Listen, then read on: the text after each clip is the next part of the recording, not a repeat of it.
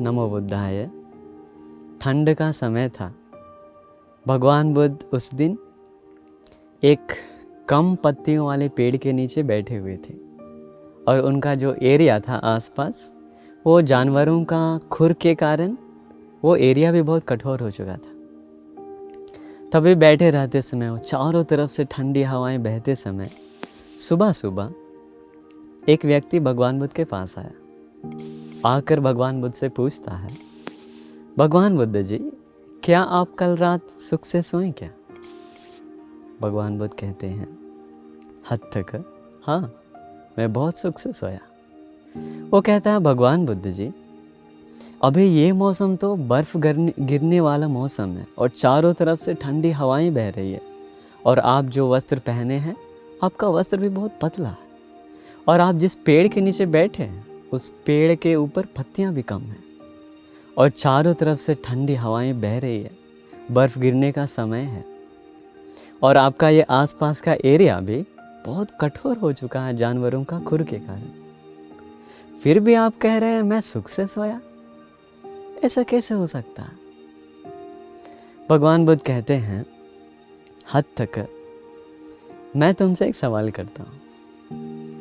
मान लो एक आदमी है, ये आदमी एक बहुत सुखदायक एक कमरे में लेटा है, कमरे में रह रहा है। अभी इसके कमरे में सारा सुख सुविधा भरा हुआ है।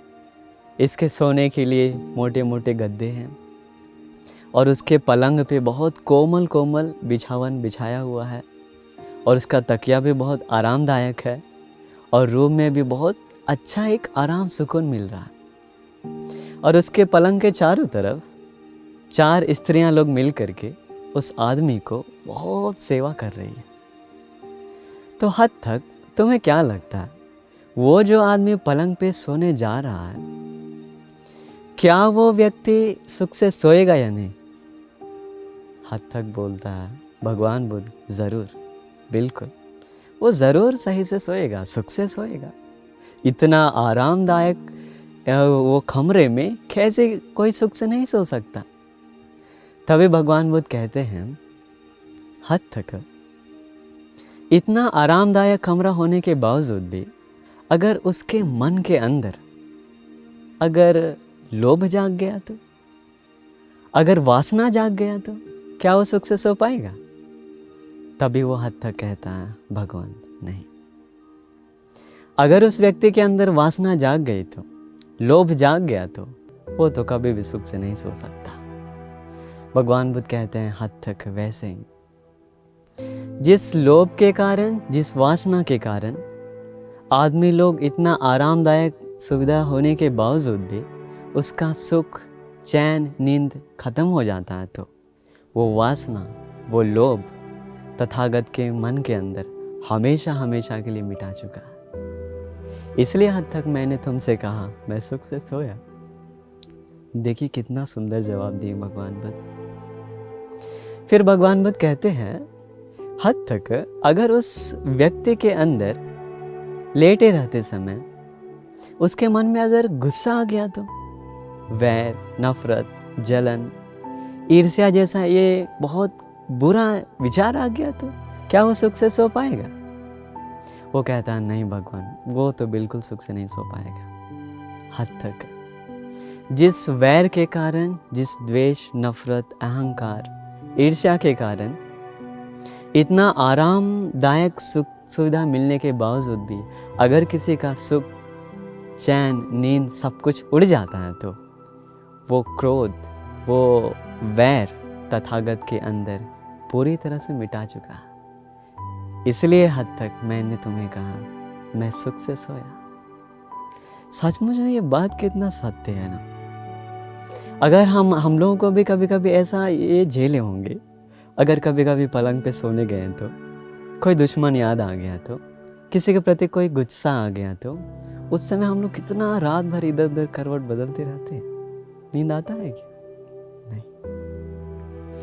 तब भगवान बुद्ध कहते हैं, हद तक अगर उस व्यक्ति के अंदर मोह आ गया तो वो सुख से सो पाएगा क्या? कहता है, नहीं भगवान, बिल्कुल नहीं सो पाएगा। भगवान कहते हैं, वैसे ही हद तक जिस मोह के कारण, डर भय के कारण अगर व्यक्ति का सुख चैन का नींद उड़ जाता है तो वो मोह, वो डर भय तथागत के अंदर से परिपूर्ण से मिटा चुके हैं। इसलिए हद तक मैंने तुमसे कहा, मैं सुख से सोया। दुनिया में जो भी जितने लोग सुख से सोने वाले हैं, मैं भी उनमें से एक हूँ। कितना सत्य बात है। तो इसलिए देखिए, ये सुख से सोना मतलब एक बहुत बड़ा चीज़ है। आजकल सोते तो हैं लोग, लेकिन उन लोग सुकून का नींद नहीं है। कभी कभी लोभ से जल रहा, द्वेष से जल रहा, मोह माया से सब कुछ जल रहा है अंदर ही अंदर।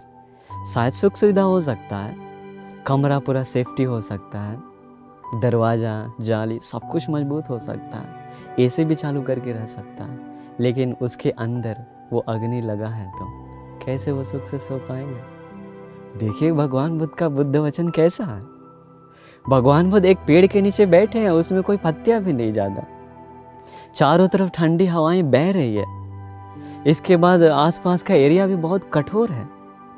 बर्फ गिरने का मौसम में भगवान बुद्ध पतला चीवर पहनकर एक पेड़ के नीचे बैठे हैं और रात में उसी जगह पे लेटे हैं भगवान बुद्ध। फिर भी वो कह रहे हैं, मैं सुख से सोया। अरे हम लोग का जीवन कितना गिरा हुआ है।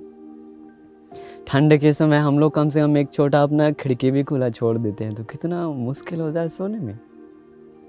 बिना कंबल का सो गया तो ठंड में कितना मुश्किल होता है, कितना बार नींद टूटता है। हमारे भगवान बुद्धि का मन ऐसा नहीं है। इसलिए आप याद रखिए, अगर जब तक किसी के अंदर ये लोभ है तो, गुस्सा अहंकार घमंड है तो, मोह माया है तो वो तो बिल्कुल दुख से सोने वाला व्यक्ति है। लेकिन जिसके मन में ऐसा क्लेश नहीं है तो, विकार नहीं है तो, वो तो सचमुच में सुख से सोने वाले लोग हैं। तो इसीलिए आप मेहनत करिए। आपके अंदर जो लोभ, वासना, अहंकार, घमंड, ईर्ष्या, जलन, नफरत, ये गंदगी है, उस गंदगी को हटाकर सुख से सोने के लिए आप भी मेहनत करिए। अगर आपके अंदर ये कमज़ोरियाँ हट गई तो, ये बुराइयाँ हट गई तो आप हमेशा हमेशा के लिए सुख से सो सकते हैं। नमो बुद्धाय।